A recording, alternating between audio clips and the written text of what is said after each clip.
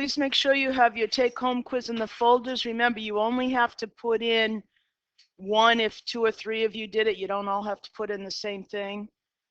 For those of you for whom I've graded your project number 2, please take those out of the folders. I think I got everybody except for 2 people. Today we're going to start section 2.6. It's called combination of functions and composition of functions. You should all have project number 3. If not, please see me after class.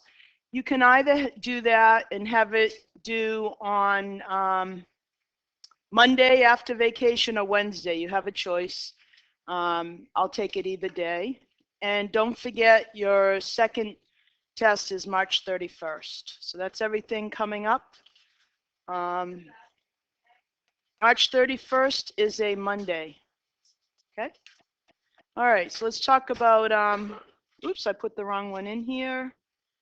Let me get composition. I changed the numbers because of the snow days. So let me find this. Here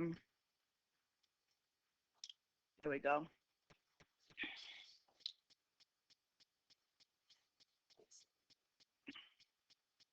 This file's in use. Uh-oh. There we go. All right. So, nope, it still says 20. Hang on. I got to go back. I did this around 6:30 this morning, changing the numbers, so that's probably why. Try to find composition here. Here we go. I think that's the one I just looked at, though, and it's wrong. It's probably... Tyler, in your most theatrical voice, combining functions. Excuse me, people are talking, so why don't we wait until they give you the respect you deserve? Okay, go ahead. Two functions love each other very much. They share a special kind of algebraic operation.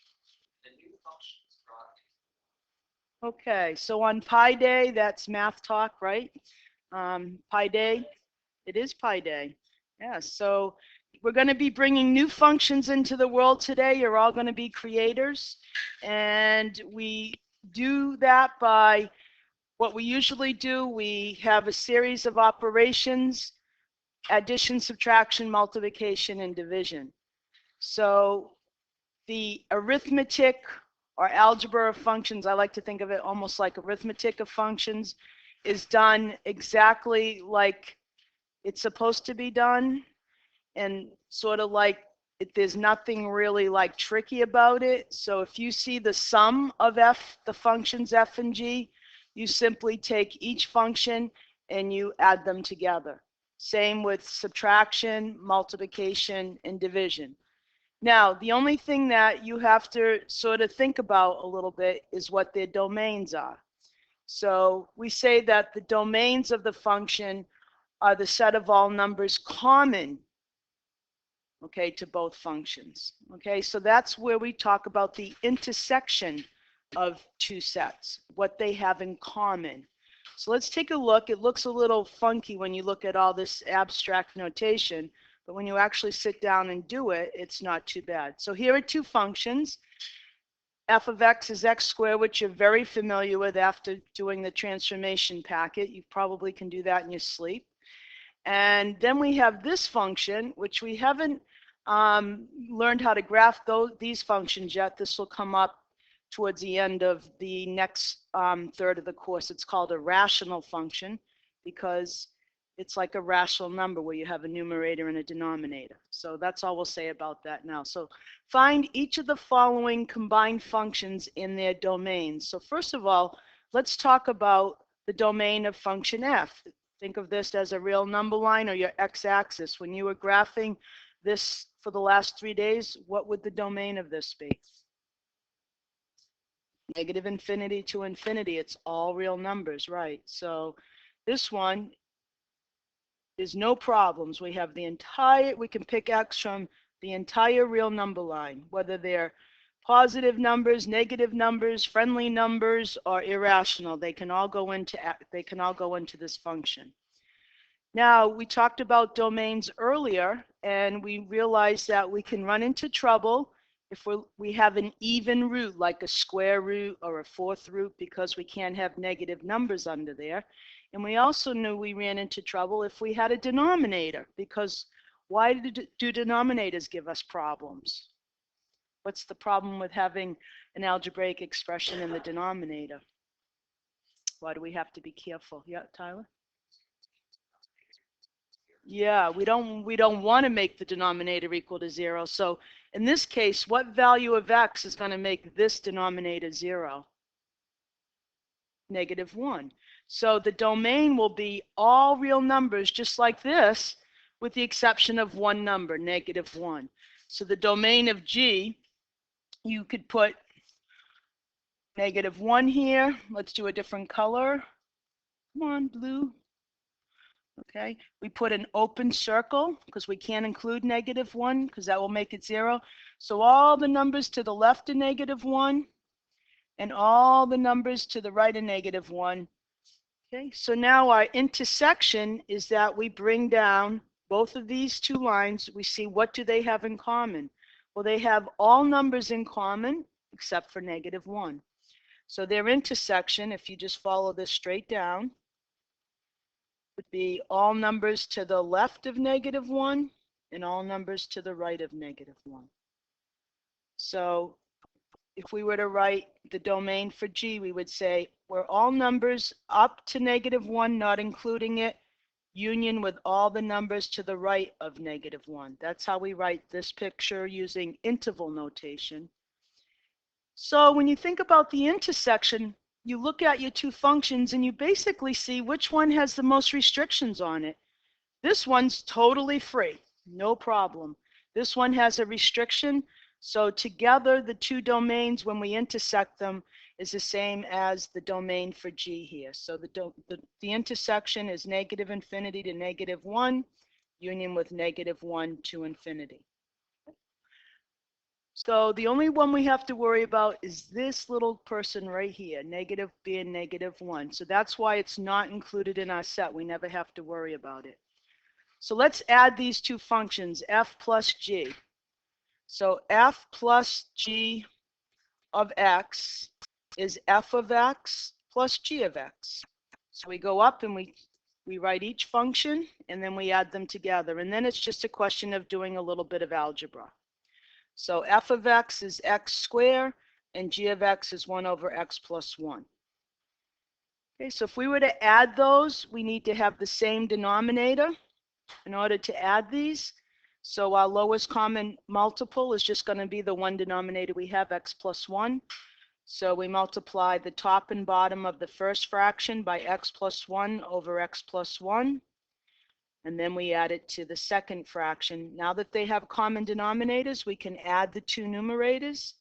So I'm just going to put one big fraction bar like that. They have the same denominator.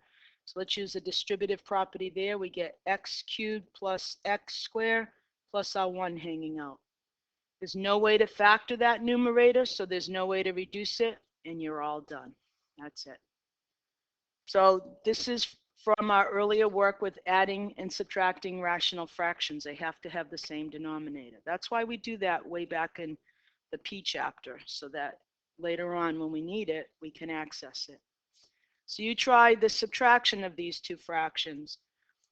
F take away g of x is f of x take away g of x. It's going to be done similarly, except for now you're subtracting the 1. So you try that at your seats. Any answers for this one?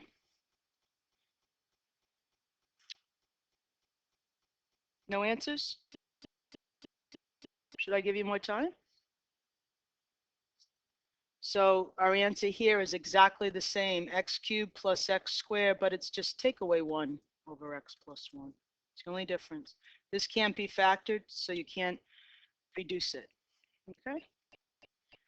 All right, let's take a look at multiplication. F times g. F times g of x is f of x times g of x. So you have x squared times 1 over x plus 1. All you do is multiply straight across x squared over x plus 1, and you are done. There's nothing else to do.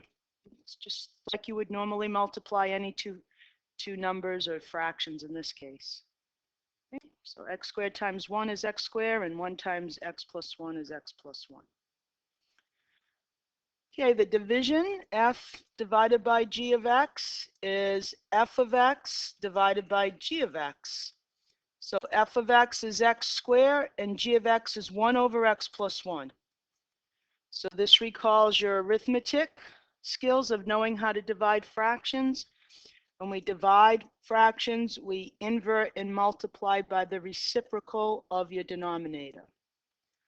So we're back to x cubed plus x squared when we do that multiplication right there. Okay, so if you're having any difficulties with it, it probably reverts back to your abilities to work with fractions. And some of us still have trouble working with fractions. So that's what you would need to review to do anything that has one of these functions that has a numerator and a denominator in it. Okay, so glad to help you out with that if you need help. Any questions on how to add, subtract, multiply, or divide fractions? Functions. Any questions on functions, adding, subtracting, multiplying, and dividing? All right, well, let's try the next one. The next one, do we have anything else here? Any other? Just that. Excuse me. Okay. All right, so the next section we come to is composition of functions. And this is a little different idea. The composition of functions, think about when you're composing either music or an essay, you take different ideas and you try to fit them together in a way that creates something new. And we do this with functions as well. Sometimes we take the output of one function and that becomes the input into another function. We sort of put them like in tandem, like a bicycle ride, a double seat bicycle, right? So another way to combine functions other than adding, subtracting, multiplying, and dividing is to use the output from one function as the input for another. So we're going to play this with a sort of a non-mathematical idea first so you get used to it. So suppose we define the following functions. We define the function m and f as follow. The function m is the mother function. So m of p is the biological mother of person p. So what's the input into my m function? What would the input be? What's the input into this function? And what's p? What's p? A person, right? P is just a person. What's the output, m of p? The biological mother of person p. And similarly, f of p is the biological father, f of p. The output is the biological father of the input, who's p. So in your groups, discuss what family member m, this is how we read it, discuss what family member m of f of p is referring to. Now, if you want, pick a person at your table and let them be p and figure it out. And so what person in the family is m of f of p? So try that at your seats. If you have any questions, put up your flag. Okay, everybody's done? Okay, so who is m? So let me write down how I'm saying this because this is the language you use. Every time you see a parenthesis with functions, use the word of. So this says m of f of p. That's how we read that, m of f of p. So what is, in this particular case, m of f of p? Summer? What is m of f of p? Paternal grandmother. Some of you probably knew the word paternal, some of you didn't. So some of you said the mother of the father, and look at how this is written, just like this, the mother of the father of P, whoever P is. Okay, so I'll do this for me. Oops, where's my cursor? Here we go. P is the input, that's the person. So here's Linda. Father of Linda is Charles. And the mother of Charles is Bridget. So the final result is the mother of my father, my paternal grandmother. All right, let's take a look at the next one. So this is what we just talked about, how we read this. This is called the composition of the function M with F, or the composite function. So whenever you see this, this is what we call a composite function. This is how we write it. See this, like, it almost looks like the degree symbol, but it's not up above like degrees Fahrenheit or degrees Celsius. It's right in between. And it's always an open circle. You don't want to put a dot there because that looks like you're multiplying, okay? So this is how we write the composition of functions. You're composing M with F, and here is your input. So these are two different ways of writing it. This is really, I think, the most common way, just quickly to do it. This is often what you might see in your textbook, and a lot of times they'll just drop the parentheses and do this. Well, they shouldn't drop the parentheses because then you don't really know what it is. They'll either do this or they'll just do this, like that. So all of these mean the same thing. When you're trying to figure out what function you do first, whatever this the second function here, F, that's the first function you perform. So you took the father of yourself first. Then we call this the inside function. The one on the outside, the mother of the father, was the last thing you performed. So here's the really big question. Does the order matter? And this is going to be something that is a very important question, not only for today, but when we come back from vacation, we're going to be looking at functions that deals with this question right here. So let's see. Does it matter whether I say the mother of the father of a person or the father of the mother of a person? Does the order matter? What does this refer to? The father of the mother of a person. What does that refer to? Or who? Who does that refer to? Your mother's father, okay? And this is your mother's father. And what is that person in relationship to you? Because you are P. What do you call that person in relationship to you? Maternal grandfather, right? Maternal grandfather. So is there a difference between the maternal grandfather and the fraternal grandmother? Did I say fraternal? I meant paternal. Paternal grandmother? Yeah, there's definitely a difference. So the order is very important when you're composing two functions, okay? Very important.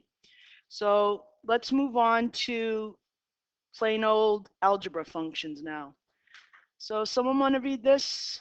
If you feel like you can read the symbols, want to give it a try, the composition of functions? Everybody wants to give it a try? Well, Tyler, you've been rescuing the class all morning, so you want to continue to be, you know, Spider-Man or whatever? All right, okay.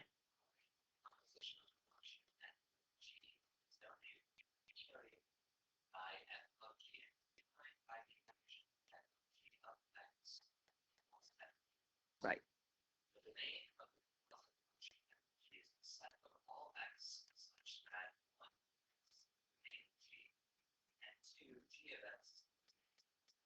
Okay, so that is a lot of blah, blah, blah, blah, blah, blah.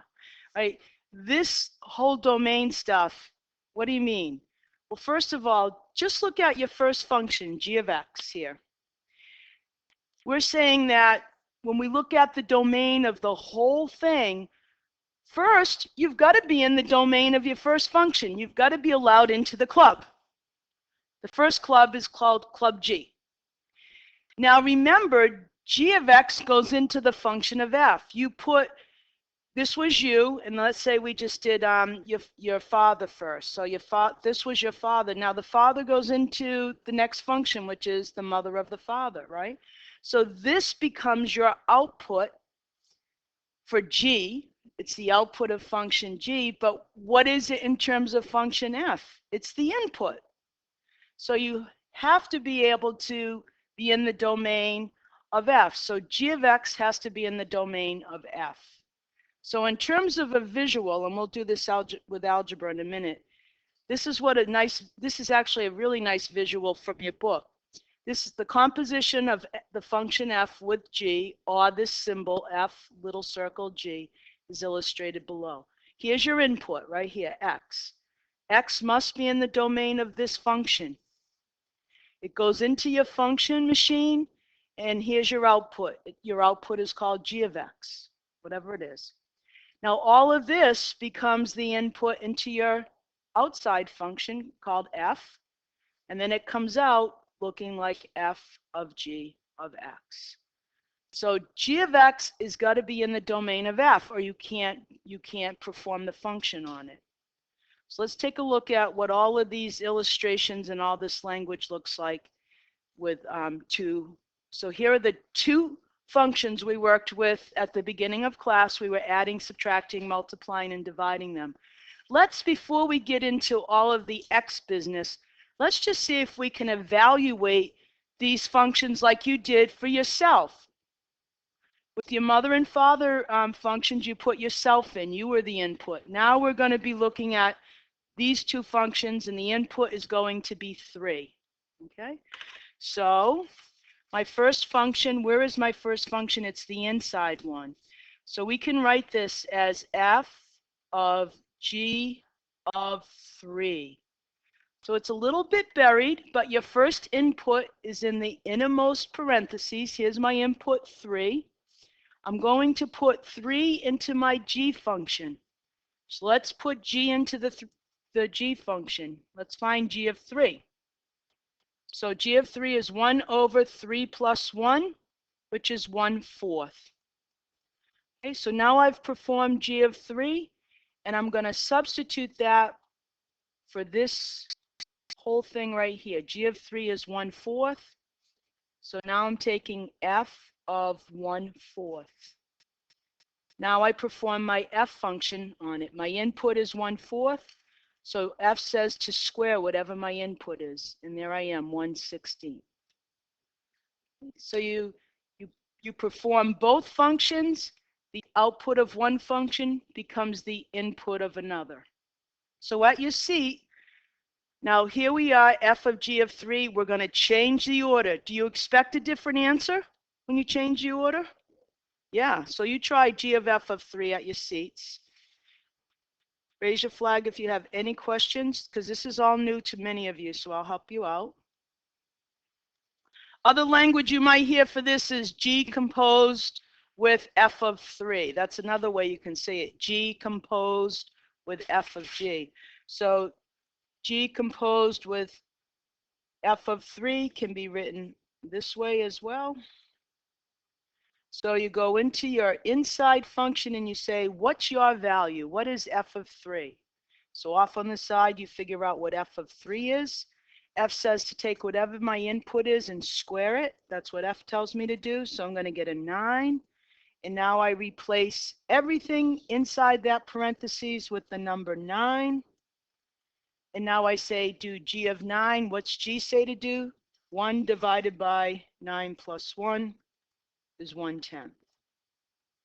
So as you can see, how the order that we compose these two functions, even for the same input, gives us very different answers.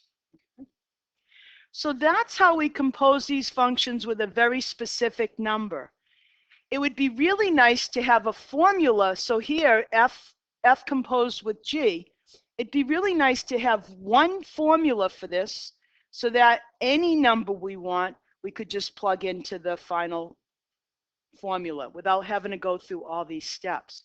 So that's what this next one is. It says determine a general expression for F composed with G of X. So this is going to look like this, F of G of X. So now we say take the entire function g of x, this entire thing, and put it right into f. That's going to be the input into f. So my input into f is the entire g function, which looks like this. Here's my entire g function. Before up here, we put in 1 over 3 plus 1 because we had a specific number. Now we're leaving it as a general expression, 1 over x plus 1. Now you say, what does the f function tell me to do with 1 over x plus 1? What does it tell me to do to square it, right? All right.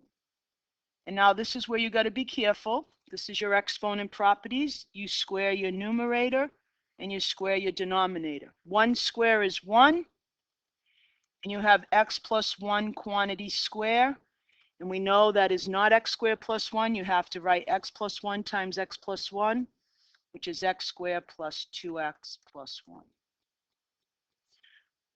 So that's what the general expression for this looks like. So here's the question. If you put a 3 into here, will you get the same answer as you got up there, 1/16? Well, let's try it. This is supposed to work for all x. This is your general formula. So now if I say to you, do f of g of 3, which you did in part A, just put a 3 in there and see if we get the same answer. Let's hope we do, or else we have to invent a new math. 1 over 9 plus 6 plus 1 is 1 over 16. So we're all set. So once you have this formula, you can compute the composition on any number you want. Okay, so now I'd like you to try to do the general expression for the reverse order, g of f of x. Try that at your seats. And then plug in 3 when you're done to see if you get 1/10. Then that's how you'll know if you did it correctly or not, your algebra correctly. So a quick run around the room. It looks like most of you got this okay. So let's take a look at this. F of x is x squared. So you're going to be putting x squared as your input into the g function. The g function says 1 over my input plus 1. That's what the x plus 1 means. My input plus 1. My input is x squared. Voila, I'm done. Okay, now we have to deal with the domain of the composite function. So let's go up here and look at each of them. Okay, so we're gonna do this a couple of different ways. We're gonna do it with our sort of our function picture. Our first function we go into is g. So we have to think about what's the input that goes into g. What's the output that comes out of g is called g of x. And remember, g of x is then the domain for our f function. Okay, so let's do the domain of g. Okay, what's the domain of g look like again? Let's see. The domain of g from our earlier work was all real numbers except for -1. We can't have a -1 in here. Okay, so the domain of g is -infinity to -1 union -1 to infinity. All numbers except all real numbers except x cannot be -1. Go into the g machine and out comes a bunch of numbers. Now you have to say to yourself, is there any restriction on f? And remember, the function f said to square all the input. Is there any restriction on this function here on your parabola? No. So you don't even have to worry about what's going into the f function, because the f function takes everybody. It's like a community college. It has open admission, no special requirements. Okay, so the domain for the two functions together is the most restrictive domain, which is the one from g.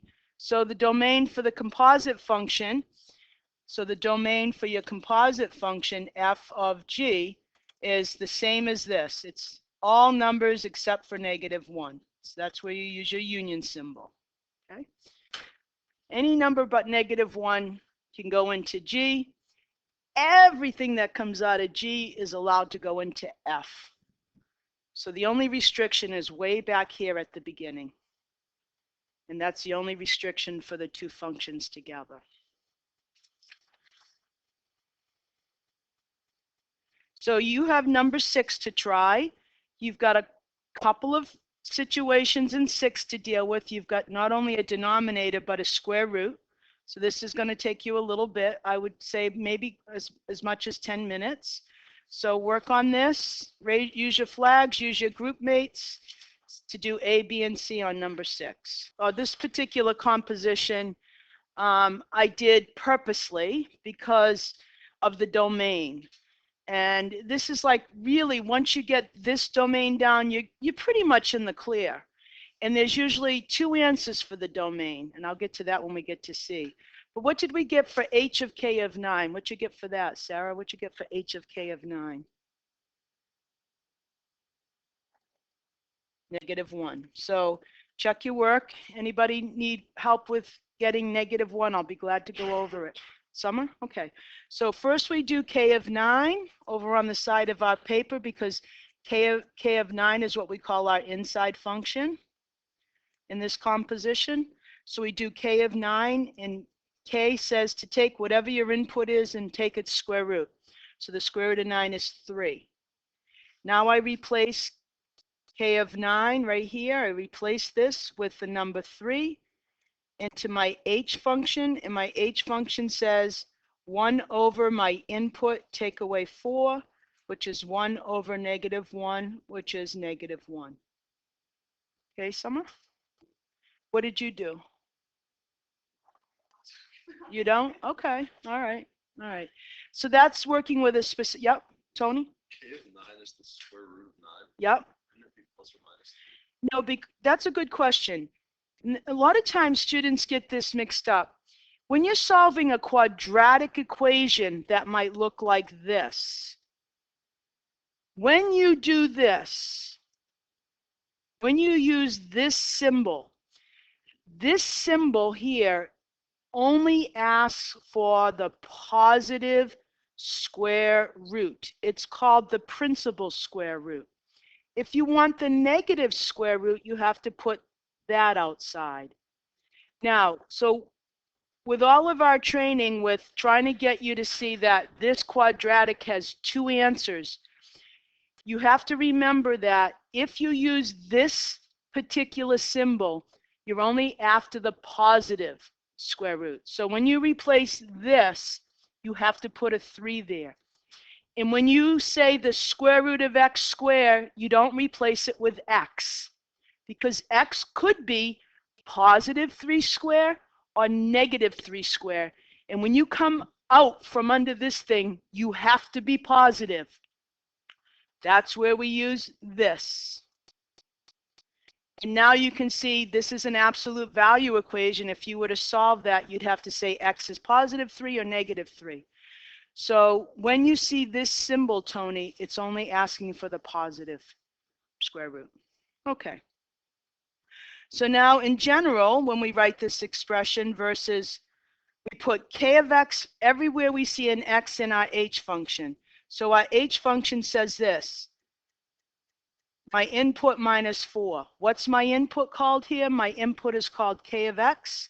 So I go 1 over k of x minus 4, and k of x is the square root of x.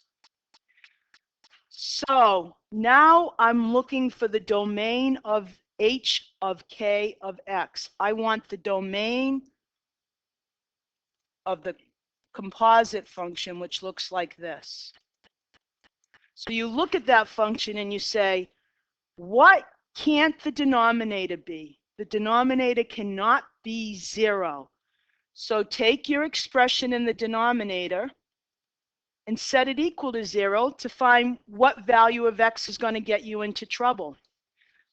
So you add 4 to both sides, and now you square both sides to undo that square root sign, and you get x equals 16.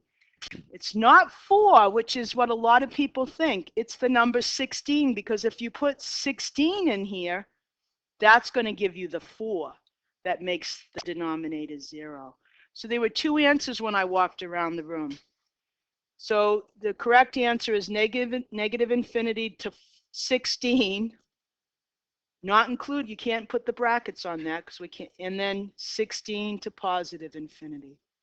So all numbers except for the number 16, because if you put a 16 in here, the square root of 16 is 4. 4 take away 4 is 0. Okay, good. So is it all real numbers? Is it all real numbers except for 16? What's my original function, square root of x? Can I have negative numbers? No, good. So it's 0 to 16, and then 16 to infinity. Okay. So those, some of you either have that or you have 0 to 4 and 4 to infinity, because you were just looking at your original function, not what was coming into that function, which was the square root of x. Thank you, Chris. Yes, this should have a bracket right there. Yep, good.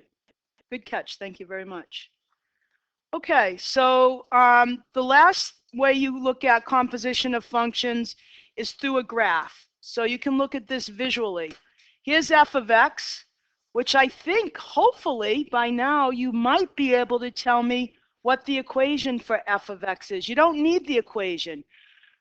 How has this been transformed? If the original parent function went right through the origin, how did it get moved? It got moved twice. How did it get moved? It went x squared plus 1 and quantity squared and then plus 1, right? It got moved up 1 and to the left 1.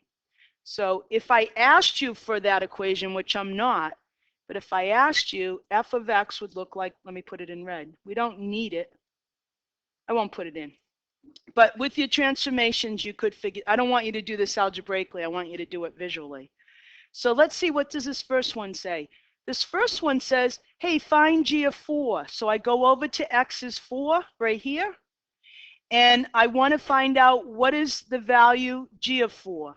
So this is what I want to find. I want to find the y value on the g function. I should probably keep this in blue. So I'm working with the g function. So let's go to 4 and go down. So what's my output? -2. Okay. So I come here and I say f of g of 4. So first I find the y value for 4 on the g function, and that's -2. And now I go to -2 on my x-axis and find its value on my f function. So go over to -2 and come up here, and that's +2. So my answer is 2. It's just a series of steps. I'm going to do the first couple for you, and then I want you to try the next couple. How about, can someone help me with g of f of -3? Help me get my way through this maze. G of f of 3, -3. I see you're preferring to do it. Go to -3. Okay, let me erase where I am back here so we don't get confused. So I go to -3 on the x-axis, thank you. So I'm right here. Now where do I go? F is, okay. And now what do I do?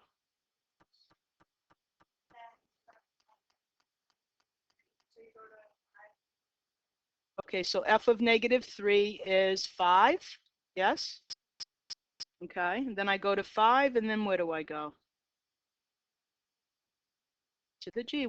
And what's my answer there? Perfect. Okay, so you guys try C, D, and E at your seats.